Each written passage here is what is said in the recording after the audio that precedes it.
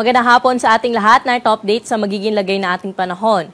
Patuloy pa rin nakaka-apekto ang easterlies o yung mainit na hangin mula sa Dagat Pasipiko sa buong bahagi na ating kapuluan.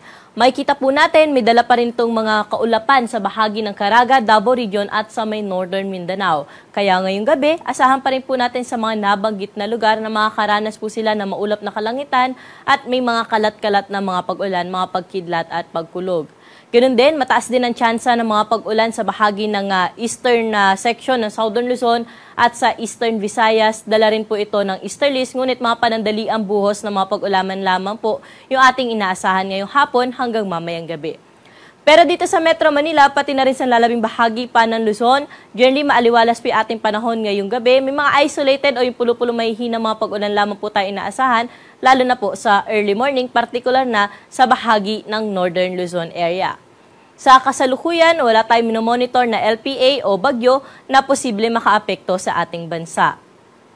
At para po sa magiging lagay na ating panahon bukas, dito sa Metro Manila, pati na rin sa nalalabing bahagi pa ng Luzon, generally magiging maaliwalas po ating panahon, lalo na sa umaga hanggang tanghali, pero sa hapon at gabi, posible po tayo makaranas ng mga isolated na mga pag-ulan, dala rin po ito ng easterlies. Partikular na nga po dito sa bahagi ng Cagayan Valley at pati na rin sa Aurora at sa eastern section ng Southern Luzon o sa may Bicol Region at sa Quezon, posible po tayong makaranas dyan ng mga thunderstorm pagsapit ng hapon at gabi. At ang temperatura po natin dito sa Metro Manila bukas ay mula 22 to 32 degrees Celsius, sa Baguio City mula 15 hanggang 25 degrees, sa Lawag naman 21 to 31 degrees Celsius.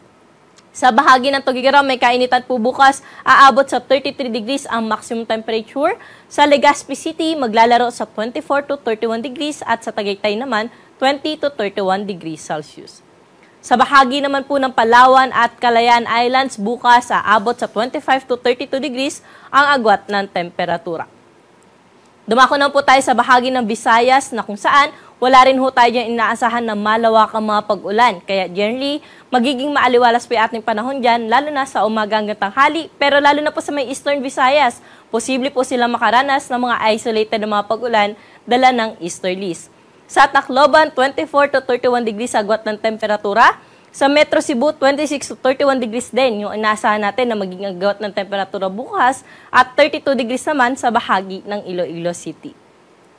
Sa bahagi naman po ng Mindanao, particular na sa Caraga at sa Davao Region, bukas po magiging makulimlim pa rin ang panahon dyan at may mga kalat-kalat na mga pag-ulan, mga pagkidlat at pagkulog, dala rin po ito ng easterlies. Kaya doble ingat po sa ating mga kababayan sa banta ng pagbaha at mga pagguho ng lupa.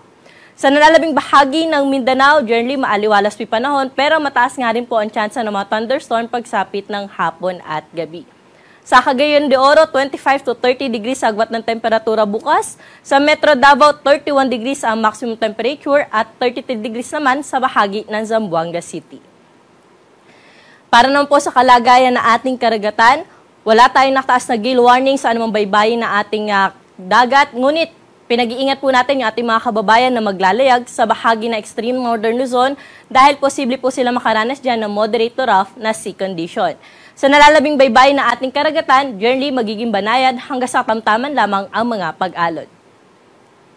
Para po sa ating 3-day weather outlook sa mga pangunahing syudad, particular na dito sa Metro Manila at sa Baguio City, over the weekend hanggang Lunes, generally magiging maaliwalas po yung ating panahon.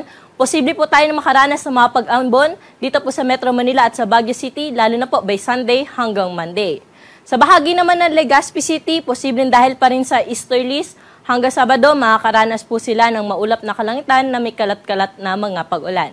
Pero pagsapit ng Linggo at Lunes, improved weather condition po yung ating naasahan sa bahagi ng Legazpi City, pero posible pa rin po silang makaranas sa mga isolated o yung mga pulupulong pag-ulan pagsapit ng hapon at gabi, dala pa rin po ito ng easterlies. Sa bahagi naman po ng Metro Cebu, pati na rin sa Iloilo, generally magiging maaliwalas po yung ating panahon dyan for the next 3 days. Mainit sa dakong tanghali, sa hapon at gabi naman, posible pong makaranas ng mga isolated na mga pag-ulan. Sa Metro Cebu, 25 to 31 degrees agwat ng temperatura for the next 3 days. Sa Iloilo naman, 25 to 31 degrees Celsius. Sa Tacloban, dahil pa rin sa epekto ng easterlies for the next 3 days, magiging maulap po ang kalangitan dyan na may mga kalat-kalat na mga pag-ulan, mga pagkidlat at pagkulog. 24 to 31 degrees agwat ng temperatura for the next 3 days. Sa bahagi naman po ng Mindanao o sa mga pangunahing syudad natin sa Mindanao, particular na sa Metro Davao, Cagayan de Oro at Zamboanga City, wala ho tayo dyan inaasahan na malawakang mapag-ulan for the next 3 days, pero posible pa rin po ang mga thunderstorms sa hapon at sa gabi.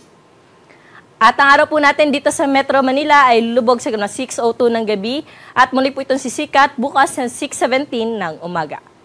Para sa karagdagang impormasyon, mangyaring i-like at i-follow po kami sa aming social media account sa DOST_Pag-asa at bisitahin ang aming website sa bagong.pagasa.dost.gov.ph. At yan po yung latest dito sa Weather Forecasting Center. Ako po si Ana Cloren Horda. Magandang hapon.